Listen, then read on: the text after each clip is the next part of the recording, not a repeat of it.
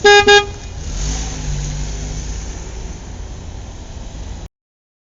everybody, welcome back to On the Road to Dr. Effin. I'm Javeda Bay, soon to be Dr. Effin, and this is my web series where I take you along on my journey of being a Black woman in academia, pursuing two PhDs because why the heck not? Today I figured I should talk about my dissertation topics because I don't think I've gone into detail about them, and you're probably curious. And also I got some updates, so I'll save those for the end. But my dissertation. So if you don't know, my communication and media studies PhD, I am researching Black women's experiences of pleasure with pornography. And you might be like, Jave, how did you even get there? A few different ways. One, it's a communication media studies program, so it had to be media like focused. And as someone that is also a sexuality scholar, I love like melding sexuality and media. And what does that better than pornography? It is literally sexual media. And so I knew that I was going to want to study pornography in some way. And as I like went through coursework, I like adjusted it a little bit, but I always knew that I wanted to center Black women in our research because, hello, I am a Black woman, but also because when it comes to porn and race, poor child, there's a lot there. And I knew that that is what I wanted to focus on.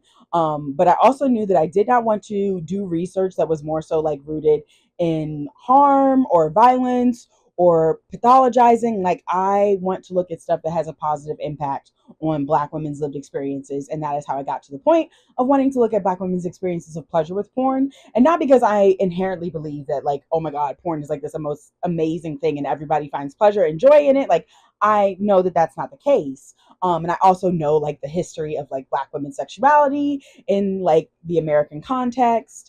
And so in choosing to do this topic, I understand like, yes, there is like the positive component of like how Black women experience pleasure. And also there are still some negatives that go into this like larger exploration, which is what my dissertation is really like looking at. Like, I know that it's not as straightforward, like, oh my God, all Black women find pleasure watching porn. Like, that's not going to be the case.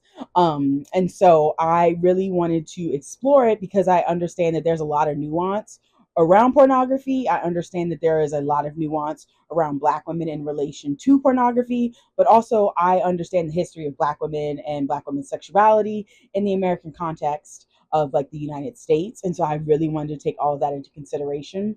Also, the goal of PhDs is that you're supposed to be researching novel areas. Like, you're supposed to create new knowledge. And if you go and like try and look up research around porn, you're really not going to find a lot of stuff that talks about pleasure. Like, one, that's not very common. Two, you're not going to find a lot that talks about Black women. And even in like my initial like research around pornography, like there's very little that talks about pornography in relation to women at all. Like, when we are talking about porn and women, like it's generally like a lot of it, I'm not gonna say all of it, but a decent amount of it is rooted in like anti porn feminism. And so it really doesn't have a positive relationship or like an actual relationship of how women interact with pornography.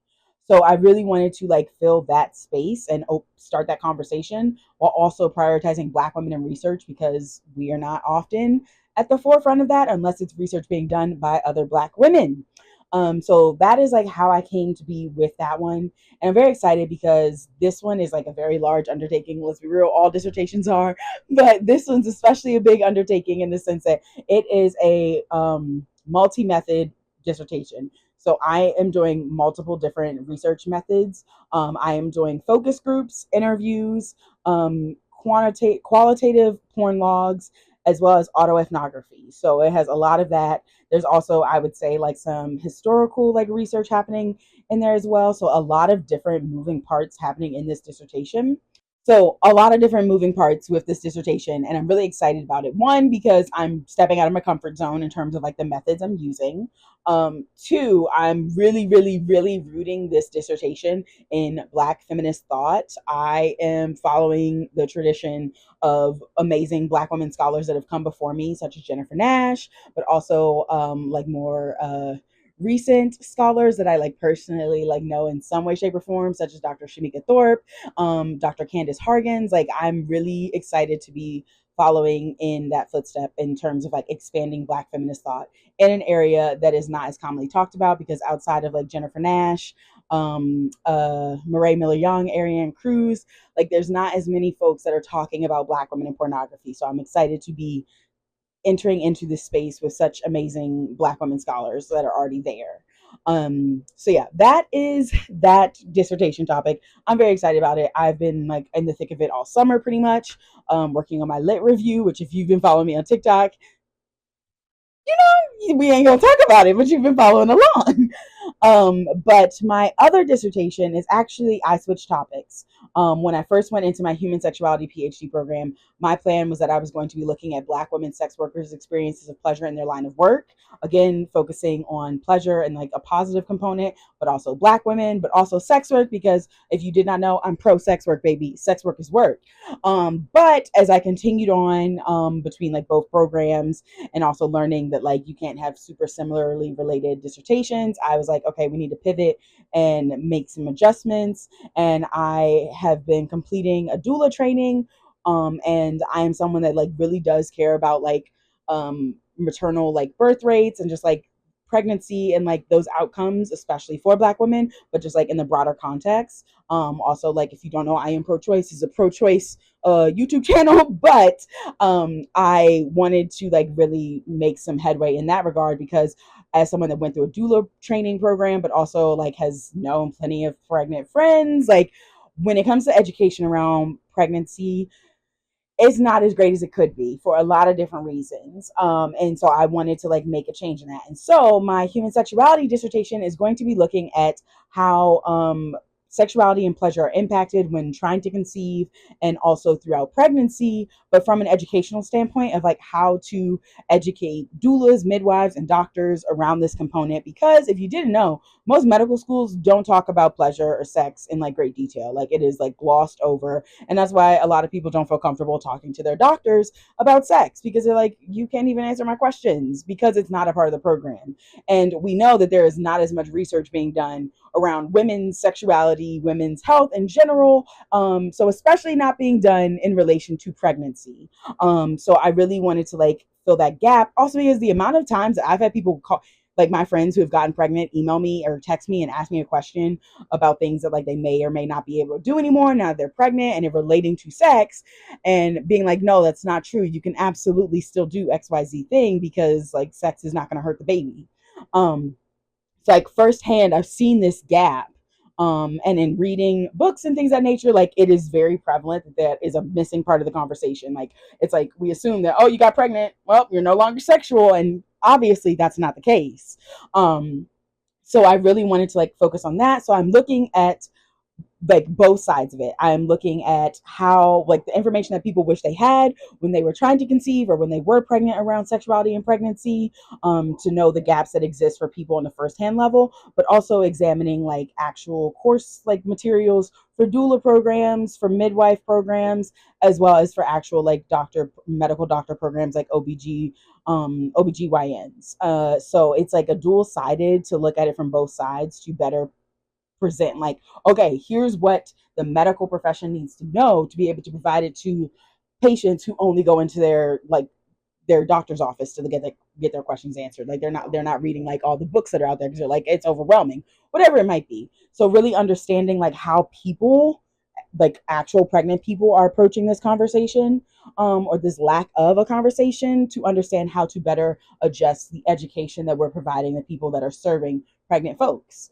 And so that one is very different from my other dissertation, in the sense that I am doing basically like a content analysis by looking over like these different curriculums, but also I will have quantitative and qualitative data from doing surveys with folks who are trying to conceive or were trying to conceive for extended amounts of time, folks who are currently pregnant or were recently pregnant or recently had their babies.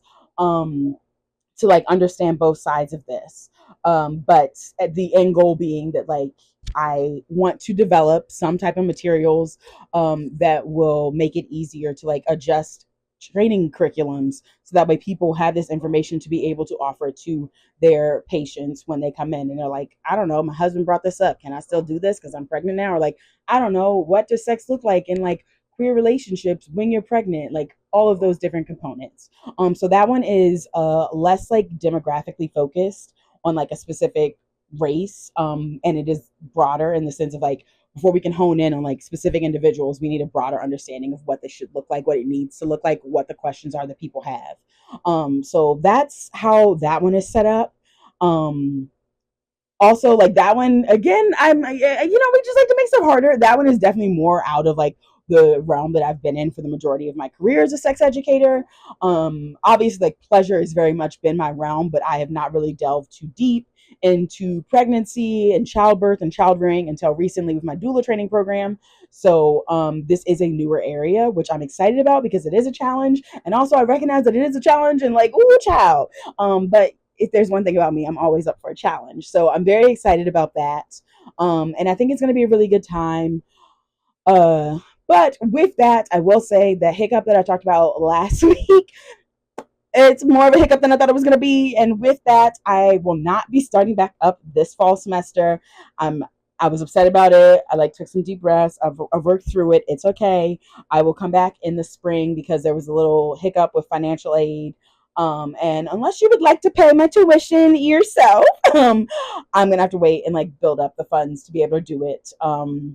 So I'm going to take fall semester, not work, and not go back and start up again yet. I will start up again in spring semester, which like isn't my ideal timeline. But if there's one thing about a PhD, it's about learning flexibility. So like, it's okay. It's okay. Deep breaths. I'm gonna make it through. I'm gonna make it out. And I'm just reminding myself that at the end of the day, the research that I am doing is valuable and is going to matter. And that's it. And sure, it might not be happening tomorrow. I might not be done with this thing next year, but I will finish it and it will have a great impact on a lot of people. So that's what matters. And I'm excited about that. Not super excited to have to like be behind again, but the universe has a plan. I just got to follow it. So yeah, so that's my dissertation topics. Again, if you happen to be a Black woman in the DMV area that watches porn, I would love it if you would like submit to my eligibility survey to see if you're eligible to participate in the research. My plan is that I will be doing the data collection in December because again, the universe, things change. You gotta be flexible. So if you are someone that might be eligible, please go ahead and complete my survey at this URL. And if you are someone who happens to be trying to get pregnant, you currently are pregnant, keep an eye out in like the new year for participating in that research because that will be happening. And can't do research without participants. So yeah, that's that. Make sure you subscribe to this YouTube channel because if you can't pay my whole tuition, the more people that subscribe, the quicker I can monetize this YouTube channel. And then I'm just making money from actually doing this work to pay for my degrees, which I would really appreciate. So if you're not subscribed, please go ahead and subscribe to my YouTube channel. I would greatly, greatly, greatly appreciate it. And definitely make sure you're following me on all the social media platforms, especially TikTok if you specifically want to see more PhD higher education content. That's generally where I post it. And definitely subscribe to my email newsletter because that is going to be who finds out first if I happen to be dropping anything new PhD related. But yeah, that's that. Make sure you come back next week because another episode of In Bed with a Millennial, and of course, another episode of On the Road to Dr. Effin. And I'm going to be talking about the summer class that I'm teaching this summer. So, yeah, until then, I'm going to see you later. Deuces.